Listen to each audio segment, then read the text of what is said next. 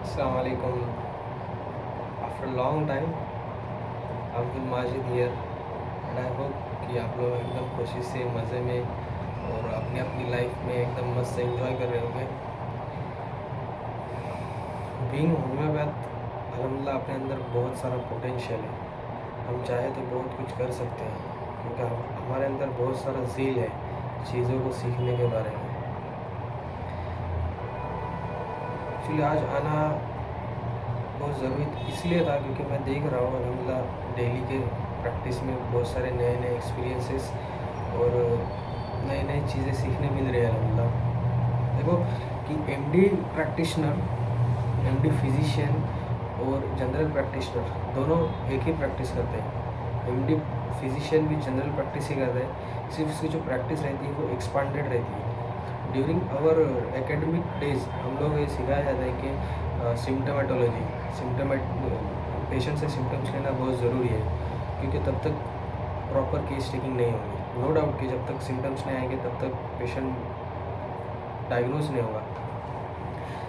हम लोग क्या कर रहे हैं मालूम है, पैसे कमाने के चक्कर में या फिर इतना लोड नहीं लेना है हमें, इसलिए पेशेंट से सिर्फ सिम्टोमेटिक ट्रीटमेंट दे रहे हैं।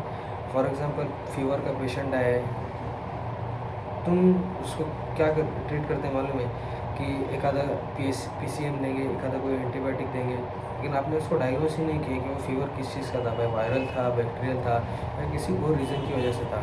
लेकिन जब यही पेशेंट किसी फिजिशियन के पास जाएगा तो फिजिशियन उसको पहले रूल आउट करेगा, उसको पहले डायग्नोस होगा, फिर वो जाके कहीं ना कहीं ट्रीटमेंट देने वाले हैं। तो आप क्या ट्रीटमेंट दे रहे हैं ना, उससे कुछ लेना देना नहीं है, लेकिन आप क्या डायग्नोस कर रहे हैं वो बहुत ज़्यादा इंपॉर्टेंट है। आपसे सिर्फ यही एक्सपेक्ट किया जा रहा है कि एटलीस्ट आप प्रोबेबल डायग्नोसिस तक भी पहुंच जाए ना, तो आपने बहुत बड़ा तीर मार लिए, आपने बहुत बड़ा काम कर लिया। एटलीस्ट आपके ओपीडी में या फिर कहीं जहाँ पर आप ड्यूटीज़ कर रहे हो वहाँ पर अगर कोई पेशेंट आ रहा है, कोई वेग कंप्लेंट लेके आ रहा है, आपको समझ में नहीं आ रहा है कि यार पेशेंट के साथ हो क्या रहा है, तो एटलीस्ट उसका CBC, serum create, urine, random BSL at least वो तो भी कर लो, ताकि एटलीस्ट समझ में तो आए कि पेशेंट के साथ हो क्या रहा है। जब तक आपको समझ में नहीं आएगा कि पेशेंट के साथ हो क्या रहा है ना, अगर उस टाइम पे इवन आप उसका अगर ट्रीटमेंट दे रहे हैं तो मैं सही से सीधे सीधे यही कहूँगा कि कहीं ना कहीं फिर हम पेशेंट के साथ खेल रहे हैं। तो उसको डायग्नोस करना बहुत ज़रूरी है। विदाउट डायग्नोसिस आप ट्रीटमेंट नहीं दे सकते। मैं सिर्फ यही कहूँगा कि do practice for the sake of your own diagnosis. जब तक आप डायग्नोस नहीं करोगे पेशेंट को, आप इथिकल वे में प्रैक्टिस नहीं कर रहे हैं। और मैं सिर्फ यही कहूँगा कि don't fall run go for money. पैसा तो आने ही वाला है, उसका तो आपको बेनिफिट मिलने ही वाला है। आप जो स्ट्रगल कर रहे हैं, आप जो मेहनत कर रहे हैं, उसका तो पैसा आपको मिलने वाला है। मगर आपको किक कब मिलेगा पता है, जब पेशेंट को आप डायग्नोस करेंगे तब आपको किक मिलेगा। तो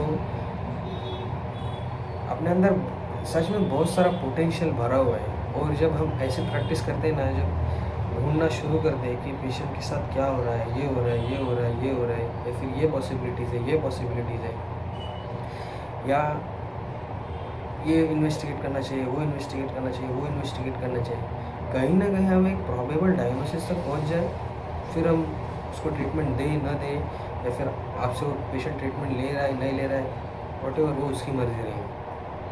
अभी फॉर एग्जांपल कफ के लिए पेशेंट आ रहा है, आपने उसका प्रॉपर से हिस्ट्री नहीं लिया। फॉर एग्जांपल कफ का पेशेंट आया और उसका आपने वाइटल्स देख लिए, आपको पता लग रहा है कि उसका बीपी थोड़ा सा हायर साइड में है, पर आपने उसका मेडिसिन नहीं देंगे और आपने उसको ट्रीटमेंट दे दिया, फॉर एग्जांपल कुछ भी दे दिया,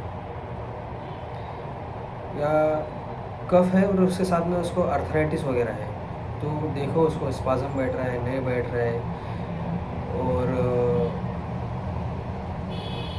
कफ भी है और बीपी भी हायर साइड में है, लेकिन आपने देखे नहीं कि उसको कोई एक एंटीहाइपरटेंसिव चालू था क्या, और अगर उसको एंटीहाइपरटेंसिव चालू था तो देखो उसमें अगर कोई बीटा ब्लॉकर है कि नहीं है। और मैं ये कहूँगा आपके पास किसी भी चीज़ के लिए पेशेंट आए, किसी भी कंप्लेंट को लेकर आए पेशेंट, आप उसका सिस्टमिक एग्जामिनेशन एटलीस्ट RS और सीवियस इतना तो भी इवेलुएट कर लो। कोई भी पेशेंट है उसको ऑस्कल्टेट करते ही जाओ, क्योंकि कहीं ऐसा ना हो कि वो सिम्टम ट्रीट करते करते उसका कोई सिस्टमिक इवोल्यूशन आपसे छूट जाए।